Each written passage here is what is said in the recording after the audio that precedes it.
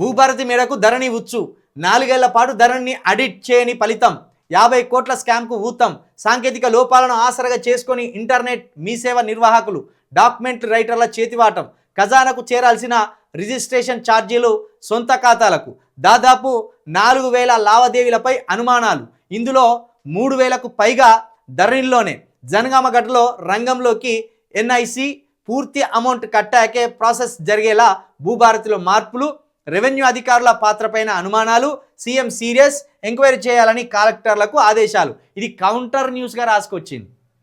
నిన్న భూభారతి లో ఉన్న లోపాలతోటి 4 కోట్ల రిజిస్ట్రేషన్ డాక్యుమెంట్స్కి సంబంధించి మోసం చేసిందని ఒక వార్త వచ్చింది. దానికి కౌంటర్గా రాసుకొచ్చింది అన్నట్టు. ఇది భూభారతి వల్ల జరిగిన మోసం కాదు, ఇది ధరణి వల్ల జరిగిన మోసము. అంటే మళ్ళీ కేసీఆర్ లోపమే, ఇది కేసీఆర్ ప్రభుత్వం లోపమే అని చెప్పడానికి రాసుకొచ్చిన కౌంటర్ న్యూస్ ఇది.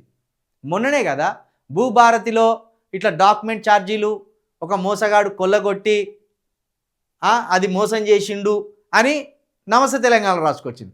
దానికి కౌంటర్ న్యూస్గా ఇప్పుడు ఇక్కడ రాసుకొచ్చింది. ఏదట 4 ఏళ్ల పాటు ధరని ఆడిట్ చేయని ఫలితంగా 50 కోట్ల స్కామ్ జరిగింది. మీరు ఆడిట్ చేయలేదు కాబట్టి స్కామ్ జరిగింది, లేకపోతే జరగకపోయేది అనేది ఇప్పుడు రాష్ట్ర ప్రభుత్వం యొక్క అసమర్థతను, రాష్ట్ర ప్రభుత్వం యొక్క లోపాన్ని కప్పిపుచ్చుకోవడానికి అప్పటి ప్రభుత్వం మీద నిందలేసేటట్టు ఇప్పటి భూభారతి గొప్ప అనేటట్టు ధరణి ఫెయిల్ అన్నట్టు రాసుకొచ్చిన వార్త ఇది. ఇన్ని రకాల విద్యలు పడతానా మీరు బీఆర్ఎస్ మీద నిందలేయడానికి? భూభారతి వల్ల ఎట్లా జరిగింది అది చెప్పుర్రి.